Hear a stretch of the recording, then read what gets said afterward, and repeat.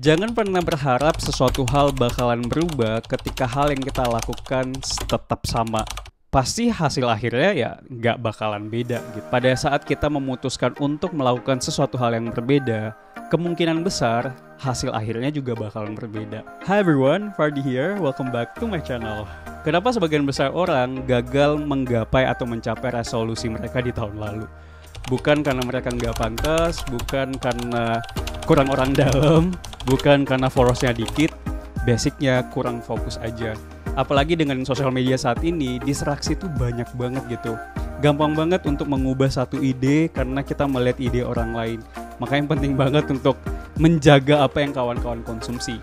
Di video kali ini aku akan sharing ke kawan-kawan semua gimana sih biar kawan-kawan bisa bukan melupakan sih, kayak bisa move on dari masa lalu dan menciptakan energi yang baru, menciptakan sebuah vibe yang baru agar 2025 kawan-kawan semua hasil akhirnya pasti bakal berbeda. Let's talk about 3 step sederhana ini. Pertama, belajar menulis. Yes, skill menulis adalah salah satu skill yang aku bersyukur banget udah mendalami skill ini dari 5-7 tahun yang lalu. Bahkan sampai saat ini sebagian besar penghasilan aku semuanya dimulai dari skill menulis ini.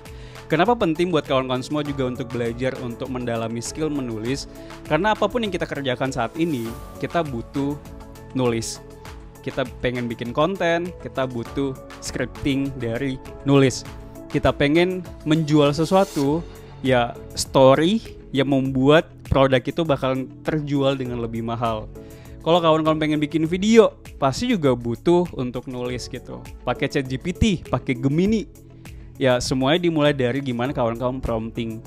Walaupun udah bayar premium ChatGPT-nya, Gemini bla bla bla, tapi pada saat kita nulisnya biasa aja, ya pasti hasilnya juga bakalan biasa aja. Makanya penting banget untuk mulai mendalami skills ini. Di YouTube banyak banget tutorial bagaimana cara nulis, gimana kawan-kawan tetap bisa membangun sosial medianya dari skill-skill menulis itu. Tapi kok aku bingung gimana cara menulis, bingung mau nulis apa? Baca. Aku tiap pagi sebelum aku menulis sesuatu, aku pasti butuh untuk membaca dulu gitu. Karena dengan aku melatih diri aku untuk suka membaca, pada saat aku lagi membaca sesuatu, otak aku lagi dilatih untuk mengonsumsi sesuatu.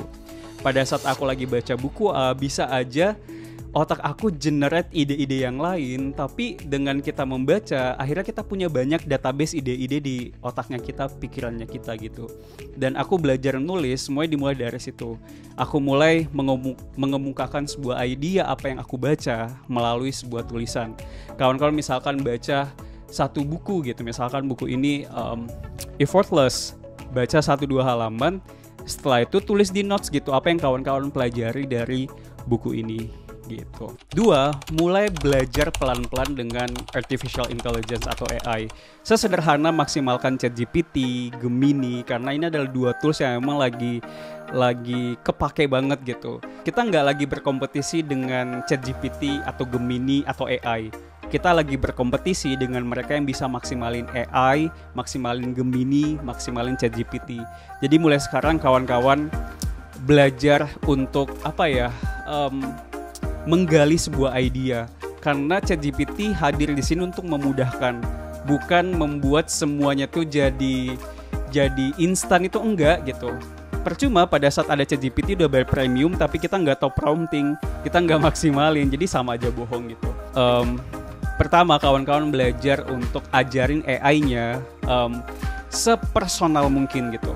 Jadi pada saat kawan-kawan lagi prompting sesuatu, semakin spesifik sebuah prompting, hasilnya juga bakalan maksimal gitu. Jadi belajarlah untuk prompting, dan aku yakin pasti di awal kawan-kawan nggak kayak bingung gitu, ini gimana maksimalin bla bla bla gitu. Mulai dulu aja dengan nggak perlu yang berbayar, pakai yang gratisan juga dulu, nggak masalah gitu. 3, jaga motivasi kamu dengan mengonsumsi hal-hal yang bikin kamu bertumbuh. Makanya aku secara pribadi subscribe banyak banget newsletter untuk aku baca setiap hari. Aku beli banyak banget buku biar aku tuh kayak stay awake gitu loh. Karena motivasi eksternal itu pasti nggak lama gitu. Yang membuat kita tuh punya jiwa hustlingnya tuh selalu berlanjut karena kita mengonsumsi hal-hal yang yang emang menjadi bagian dari fondasi hidup kita atau tujuan hidupnya kita. Misalkan saat ini aku lagi beneran mengembangkan dunia pengembangan diri, ya aku ikutan e-course pengembangan diri, aku beli buku, aku beli e-book yang emang sesuai dengan tujuanku. Dengan mengonsumsi hal-hal seperti itu yang bikin aku on track dan semangat untuk creating something, semangat untuk menciptakan sesuatu. Dan itulah yang bikin hidup tuh jauh lebih bermakna gitu. Karena motivasi yang dibangun dari dalam, karena kita pengen create something, kita pengen berdampak, kita pengen membangun sesuatu hal yang besar, itu nggak akan ada yang bisa ambil gitu. Kalau kita butuh validasi orang lain, kita tunggu orang lain tepuk tangan, kita tunggu orang lain selalu support kita untuk tetap bisa lanjut, motivasinya nggak bakal berjalan lama gitu.